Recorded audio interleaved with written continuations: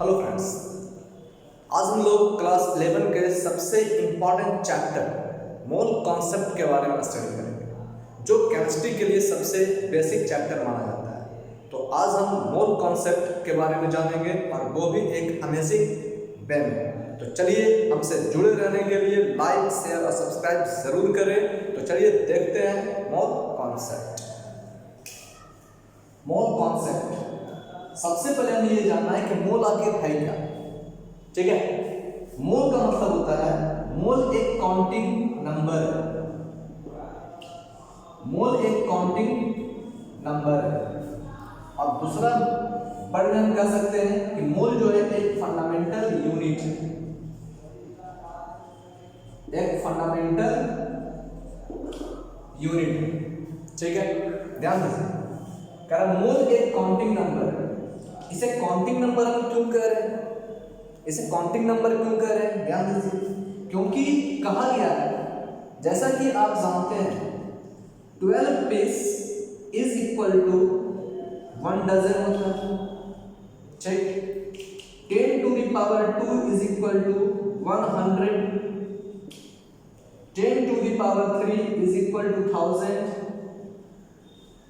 10 to the power 6 is equal to millions। उसी तरह से करोड़ भी होते हैं, अरब भी होते हैं, है ना। यानी कह रहे हैं यहाँ पर कि ये सब जो है एक नंबर को इंडिकेट कर रहा है। ठीक है, ये नंबर को रिप्रेजेंट कर रहा है। जैसे डजन जो है वो क्या कर रहा है, एक नंबर को रिप्रेजेंट कर रहा है। 100 क्या एक नंबर को रिप्रेजेंट कर रहा है। 1000 एक नंबर को रिप्रेजेंट कर रहा है। मिलियंस भी एक नंबर को रिप्रेजेंट कर रहा है। ठीक है, उसी तरह से हम जानते हैं कि ये जो मोल जो होता है वो भी एक नंबर को ही रिप्रेजेंट करता है। ठीक है, तो एक mole is equal to 6.022 into 10 to the power 23 इतना एटम्स, मॉलिक्यूल्स, आयंस, पार्टिकल्स ये होता है। ठीक है, यानी एक मोल जो है वो इतने नंबर को इंडिकेट करता है। ठीक है, और चूंकि ये नंबर जो है एवोगाड्रो के द्वारा दिया गया था, एवोगाड्रोस के द्वारा बताया गया था। So in the respect of Avogadro it was called Avogadro's number. इसी कारण इसे हम एवोगाड्रोस नंबर का भी नाम देते हैं। ठीक है, एवोगाड्रोस ने कहा था है ना कि 12 gram of carbon 12 atom, 12 gram of carbon 12 atom में जो पार्टिकल की संख्या होती है, एटम्स की संख्या जो होती है वो इसके बराबर होती है। ठीक है, जो इसके बराबर होती है, और इस संख्या को उन्होंने एवोगाड्रोस नंबर का नाम दिया। ठीक है, क्योंकि उन्होंने क्या नाम दिया कि 12 ग्राम ऑफ कार्बन 12 में पार्टिकल की संख्या जो होती है वो इतना होता है। So in the respect of Avogadro's it was called Avogadro's number. इसी कारण इस नंबर को एवोगाड्रोस नंबर का भी नाम दिया है। ठीक है, यानी हम कह सकते हैं कि ये जो मोल जो है वो क्या है, काउंटिंग नंबर है। ठीक है, जिसकी संख्या कितनी होती है, 1 मोल में पार्टिकल की संख्या कितनी होती है, तो 6.02223 भी हो सकता है। तो 6.022 into 10 to the power 23 particles. ठीक है, जिसे हम एक मोल का नाम देते हैं। ठीक, दूसरे वर्ड में कहा जा रहा है कि मोल है क्या? मोल एक फंडामेंटल यूनिट है। मोल एक फंडामेंटल यूनिट है। हालांकि मोल के बहुत से डिफिनेशन है, हम एक एक करके सब डिफिनेशन को आपके सामने रखते जाएंगे। ठीक है, तो चलिए देखते हैं। तो यहाँ कह रहा है कि मोल क्या है, एक फंडामेंटल यूनिट है। ठीक है, जब मोल एक फंडामेंटल यूनिट है, this is used to measure the amount of substance. ठीक, तो अमाउंट ऑफ सब्सटेंस को मेजर करने के लिए हम जिस फंडामेंटल यूनिट का यूज करते हैं उसे हम क्या करते हैं, मोल का नाम देते हैं। ठीक, यानी फंडामेंटल यूनिट का मतलब क्या होता है? फंडामेंटल यूनिट का मतलब होता है एक इंडिपेंडेंट यूनिट जो किसी दूसरे यूनिट पर डिपेंड नहीं रहता। ठीक है, उसे हम क्या करते हैं, फंडामेंटल यूनिट कहते हैं। और फंडामेंटल यूनिट 7 होता है, उसमें से एक जो होता है वो मोल होता है। ठीक है, यानी कह सकते हैं कि mole is one of the fundamental unit. ठीक है, और फंडामेंटल यूनिट है तो कैसा फंडामेंटल यूनिट है? वैसा फंडामेंटल यूनिट है this is used to measure the amount of substance, that is called mole, जिसे हम मोल का नाम देते हैं। ठीक है, इसके नेक्स्ट डिफिनेशन के रूप में हम कह सकते हैं यहाँ पर। ठीक है, in another word we can say mole क्या है? Mole is the collection of, अब ध्यान दें, अब करें mole is the collection of a number of mole is the collection of a number of 6.022 into 10 to the power 23 particles, atoms, ions, molecules, entities, यानी कहने का मतलब है भाई कलेक्शन ऑफ इतना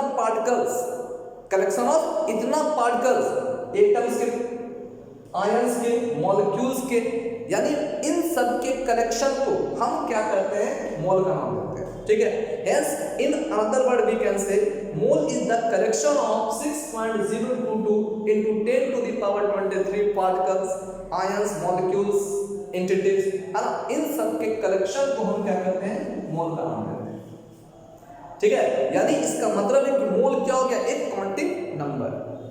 ठीक है, लेकिन हम जानते हैं कि मोल कॉन्सेप्ट जो है वो केमिस्ट्री का सबसे बेसिक चैप्टर है।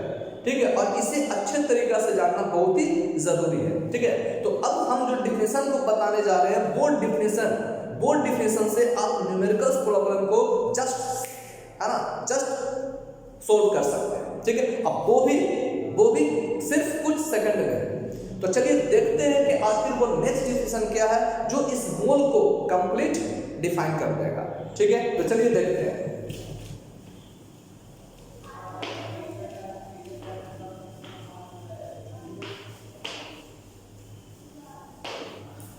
चलिए देखते हैं। तो मोल का फर्स्ट डिफिनेशन हम आपको क्या बताएं कि मोल एक काउंटिंग नंबर है।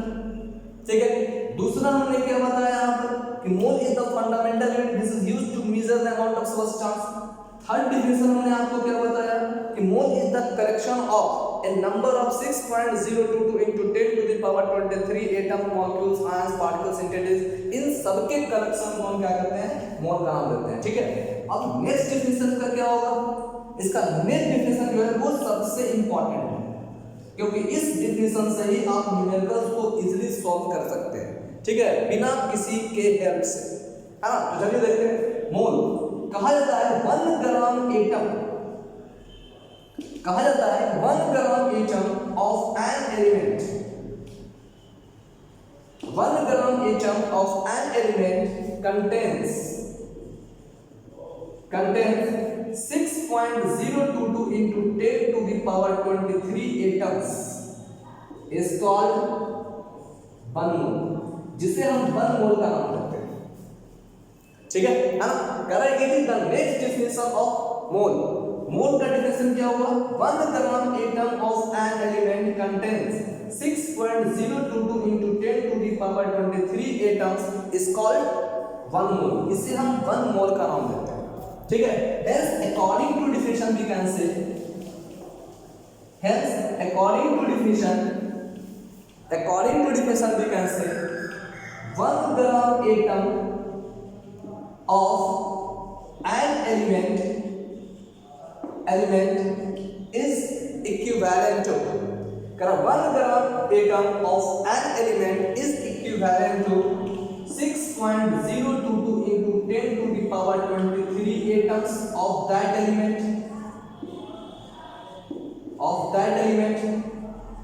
is equivalent to 1 mole और is equivalent to gram atomic mass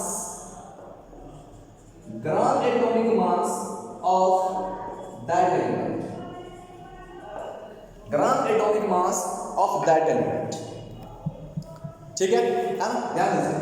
करें कि मोल के डिफिनेशन से, मोल का डिफिनेशन क्या करता है कि 1 gram atom of an element contains 6.022 into 10 to the power 23 atoms of that element.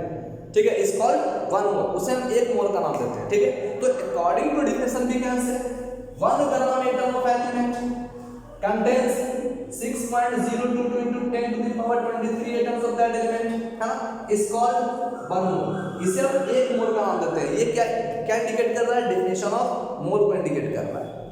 ठीक है, लेकिन इसके बाद हमने क्या लिख दिया, is equivalent to gram atomic mass. तो अब ये जानना है कि आखिर यहाँ पर ग्राम एटॉमिक मास आया कहाँ से। ठीक है, यहाँ पर ग्राम एटॉमिक मास आया कहाँ से, इसका मतलब क्या हो रहा है, ध्यान दीजिए। यहाँ पर हमें 2 चीज समझना है, एक कर रहा है ग्राम एटॉमिक मास, दूसरा कर रहा है ग्राम एटम। ठीक, तो ग्राम एटम का मतलब क्या होता है, ग्राम एटम का मतलब क्या होता है? The number of atoms, the number of atoms present in 1 mole of a substance,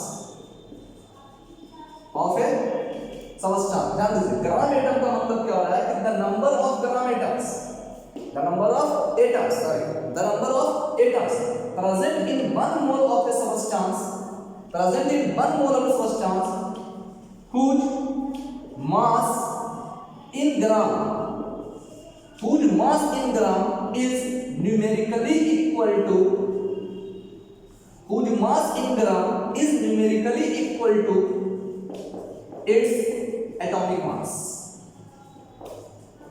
its atomic mass called gram atom. उसे हम क्या करते हैं? ग्राम एटम का नाम देते हैं। ठीक है, ग्राम एटम क्या हो गया? The number of atoms present in 1 mole of a substance whose mass in gram is numerically equal to its atomic mass। ठीक है, जो इसके एटॉमिक मास के इक्वल होता है। ठीक है, उसे हम क्या करते हैं? ग्राम एटम का नाम देते हैं। ठीक है, उसे हम क्या करते हैं? ग्राम एटम का नाम देते हैं। अब जब ग्राम एटम यहाँ लिखा हुआ है तो लिखा हुआ है कि ग्राम एटम किसके इक्वल होगा? तो करा इसके एटॉमिक मास के। ठीक है, whose expressed in, जो एक्सप्रेस किया था, दिस इज एक्सप्रेस्ड इन ग्राम, जिसको हम ग्राम में एक्सप्रेस करते हैं। ठीक है, और अगर एटॉमिक मास को अगर हम ग्राम में एक्सप्रेस करते हैं that is called the gram atomic mass. ठीक है, अगर हमारा एटॉमिक मास को अगर हम ग्राम में एक्सप्रेस करते हैं that is called gram atomic mass. ठीक है, इसलिए यहां दिया हुआ है कि 1 gram atom an element is equal to its gram atomic mass के बराबर होता है। ठीक है, इसी कारण हम यहां पर एक रिलेशन क्रिएट कर रहे हैं। ठीक है, hence according to its definition, we can say 1 gram atom of element is equivalent to इतना atoms is equivalent to 1 mole is equivalent to its atomic mass of the element। ठीक है, अब ध्यान दीजिए, अब क्या कर रहा है? अब इन सबके रिलेशन को हमें क्या करना है? याद रखना है। ठीक है, ये रिलेशन आप कैसे याद रखिएगा? केवल इसके डिफिनेशन से। अब इस डिफिनेशन से ही हमने एक रिलेशन निकाल दिया और इस रिलेशन के हेल्प से हम मोल के न्यूमेरिकल को बहुत ही इजी सॉल्व कर सकते हैं। ठीक है, बहुत इजी सॉल्व कर सकते हैं। अब ये हम देखेंगे कि आखिर इससे न्यूमेरिकल को हम कैसे सॉल्व करेंगे, जो देखते हैं। देखिए, जब हम क्या करते हैं, इसे हम क्या करते हैं? इसे रिलेशन 1 मानते हैं, इसे रिलेशन 1 मान लेते हैं, इसे रिलेशन 2 मान लेते हैं, इसे रिलेशन 3 मान लेते हैं और इसे रिलेशन 4 मान लेते हैं। ठीक है, इसे रिलेशन 1, रिलेशन 2, रिलेशन 3, रिलेशन 4 मान लेते हैं। ठीक है, अब तो चलिए पहले एक एग्जांपल ले लेते हैं, एग्जांपल से हम समझते हैं। हाँ, चलिए देखिए,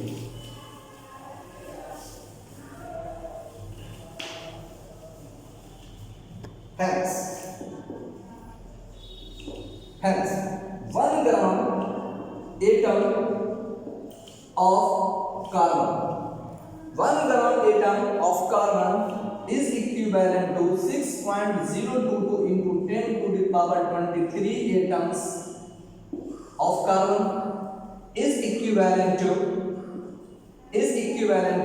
1 mole of carbon or is equivalent to gram atomic mass of carbon, gram atomic mass of carbon। ठीक है, अब हम जानते हैं, यहाँ पर देखिए carbon, gram atom of carbon. ठीक है, तो देखिए यहाँ पर 1 gram atom of carbon is equivalent to इतना atoms of carbon is equivalent to 1 mole of carbon is equivalent to gram atomic mass of carbon. और हम जानते हैं gram atomic mass of carbon is equal to कितना होता है? 12 gram. ठीक है, यानी ये सब क्या होता है? आपस में इक्वल होता है। यानी इसका मतलब क्या हो गया कि अगर कार्बन का 12 ग्राम दिया हुआ है, ठीक है, तो वो क्या होगा? 1 मोल के बराबर होगा। ठीक है, यानी 12 gram of carbon is equal to 12 gram. ठीक है, 12 gram of carbon is equal to 1 mole. ठीक है, कार्बन के 12 ग्राम, ठीक है, क्या होगा? वो 1 मोल के इक्वल होगा। ठीक है, 1 मोल ऑफ कार्बन में इतना एटम्स ऑफ कार्बन मौजूद होगा और इसी कारण कर सकते हैं कि इतना एटम्स ऑफ कार्बन का जो मास होगा, इतना एटम्स ऑफ कार्बन का जो मास होगा वो क्या होगा? इतना ग्राम के बराबर होगा, दैट मींस 12 ग्राम के बराबर होगा। ठीक है, यानी इतना एटम्स ऑफ कार्बन का जो मास होगा वो 12 ग्राम ऑफ कार्बन के इक्वल होगा। ठीक है हाँ। चलिए अब ध्यान, तो अभी मैंने क्या बताया, न्यूमेरिकल बनाने के लिए हम क्या करेंगे, न्यूमेरिकल बनाने के लिए यहाँ पर कार्बन हो सकता है, नाइट्रोजन हो सकता है, ऑक्सीजन हो सकता है, कुछ भी हो सकता है। अगर यहाँ नाइट्रोजन हुआ तो नाइट्रोजन का ग्राम एटॉमिक मास 14 हो जाएगा, ठीक है 14 ग्राम हो जाएगा।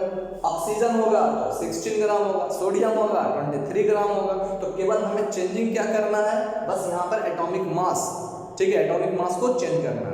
जो एटम यहाँ पर मौजूद होगा, जो एलिमेंट यहाँ मौजूद होगा, उस एलिमेंट का हम एटॉमिक मास यहाँ पुट करेंगे, ठीक है। बाकी हम जानते हैं चाहे यहाँ सोडियम है, सोडियम में के 1 मोल में कितना एटम्स होगा, कितना ही एटम्स होगा, ठीक है। तो हम चेंज जो करेंगे केवल क्या होगा, एटॉमिक मास में चेंज करेंगे, ठीक है। जितना यहाँ पर जो एलिमेंट मौजूद होगा उस एलिमेंट का हम एटॉमिक मास यहाँ पर पुट करेंगे, ठीक है। तो चलिए देखिए, तो इसे क्या करना है, रिलेशन निकालने के बाद, डेफिनेशन से रिलेशन निकाल लेंगे, रिलेशन निकालने के बाद हम क्या करेंगे, इसे रिलेशन 1 मान लेंगे, इसे रिलेशन 2 मान लेंगे, इसे रिलेशन 3 मान लेंगे, इसे रिलेशन 4 मान लेंगे, ठीक है हाँ।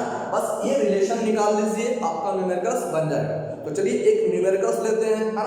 और न्यूमेरिकल्स को हम इस मेथड से, इस रिलेशन से हम कैलकुलेट करेंगे, सॉल्व करेंगे, ठीक है। चलिए देखते हैं क्वेश्चन क्या है, हमें क्या करना है, वी हैव टू फाइंड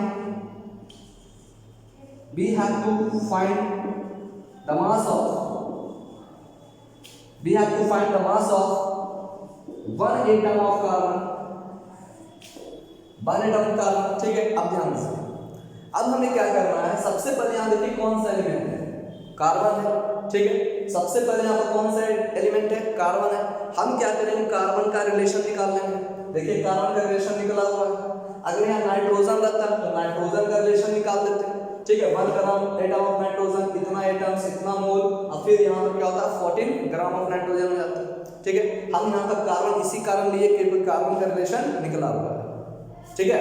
चलिए देखिए अब क्या करना है, इस क्वेश्चन में हमें क्या देखना है, हमें देखना है कि क्या क्या चीज गिवन क्वेश्चन दिया हुआ है, क्वेश्चन में क्या क्या चीज दिया हुआ है। तो देखिए क्या क्या चीज दिया हुआ है, एक दिया हुआ है हमें क्या है, एटम, नंबर ऑफ एटम्स यहाँ पर दिया हुआ है, नंबर ऑफ एटम्स दिया हुआ है, ठीक है। Number of atoms of carbon दिया हुआ है क्वेश्चन में, एक चीज दिया हुआ है।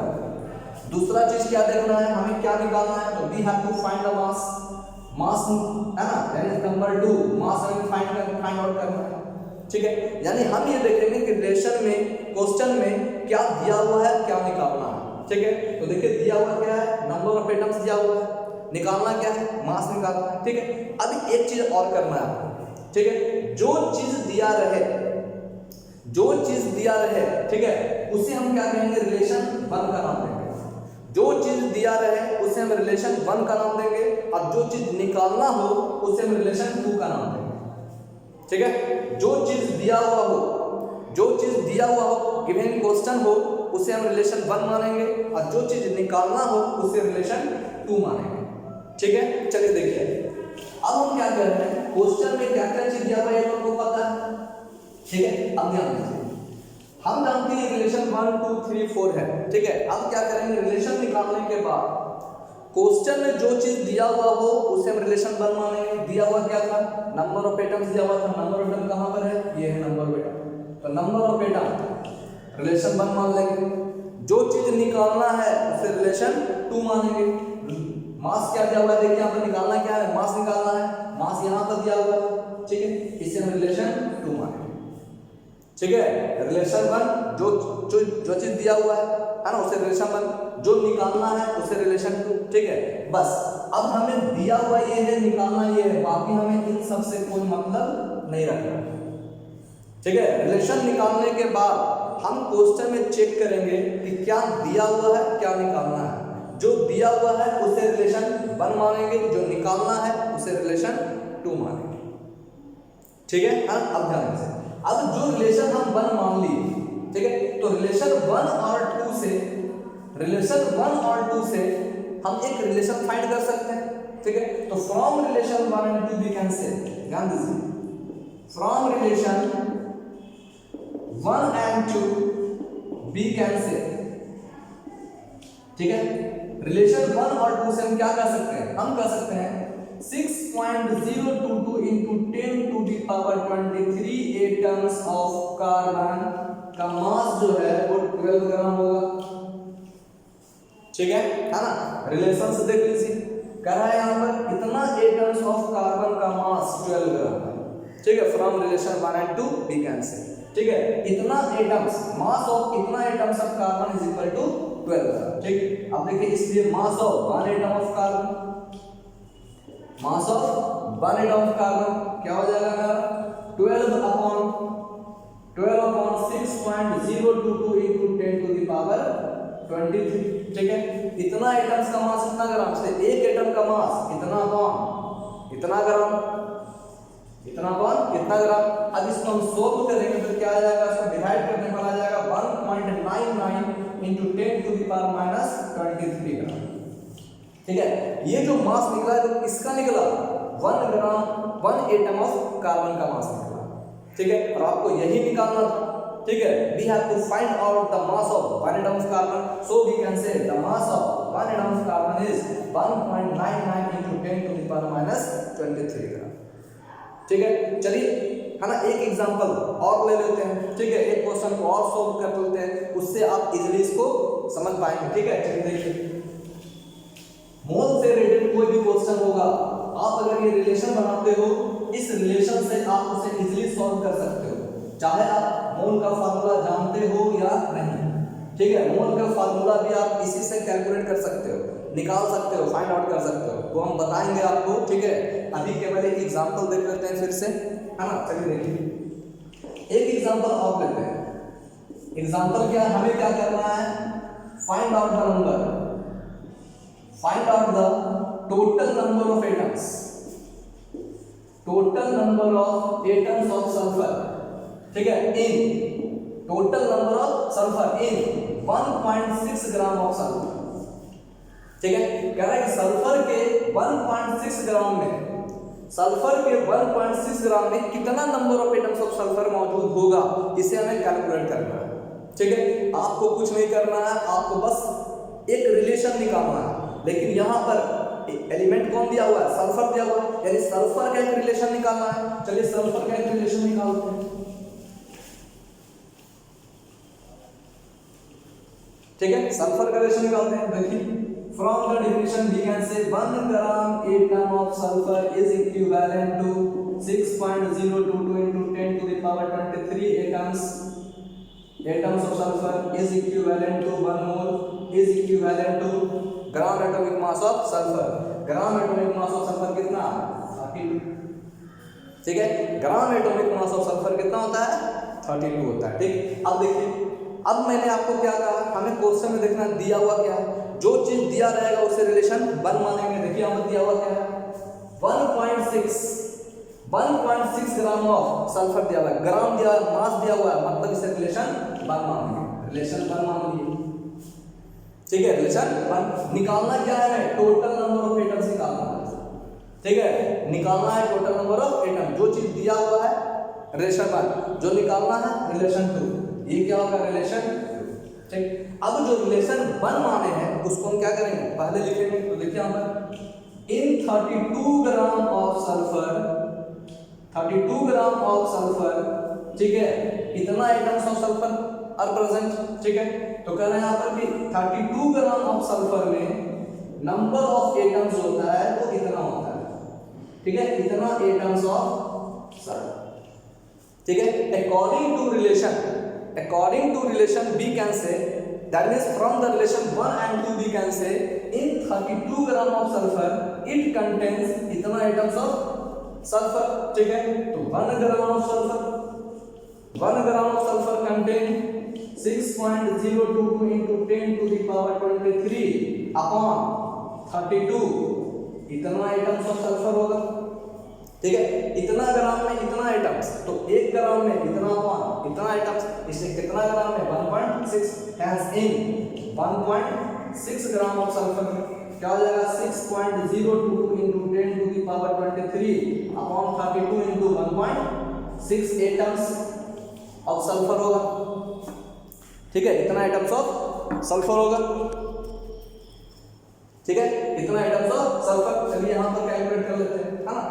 1.6 ग्राम ऑफ सल्फर में कितना होगा, तो 6.022 into 10 to the power 23 upon 32 into क्या होगा 1.6, इतना आइटम्स ऑफ सल्फर होगा। अब इसे डिवाइड कीजिए, 1.6 पॉइंट वर्ड आइए 10 नीचे, इससे डिवाइड कीजिए 2 टाइम्स में, क्या होगा यहाँ पर 2 से डिवाइड कीजिए 3.011, क्या हो जाएगा 10 से इसको डिवाइड करिए 20 10 to the power 22, आंसर कितना हो गया 3.011 into 10 to the power 22 atoms of sulfur are present in 1.6 gram of sulphur. ठीक है, तो देखिए यहाँ पर आप केवल डिफिनीशन से मोल के प्रॉब्लम को सॉल्व कर सकते हैं। ठीक है, अब हम क्या करेंगे नेक्स्ट वीडियो में आपको ये बताएंगे कि आखिर डिफिनीशन से ही हम फार्मूला ऑफ मोल कैसे कैलकुलेट करेंगे। ठीक है, तो इसके लिए देखते रहिए इजी केमिस्ट्री, और लाइक शेयर और सब्सक्राइब करना ना भूलें, अपने फ्रेंड्स को भी शेयर करें। Thank you.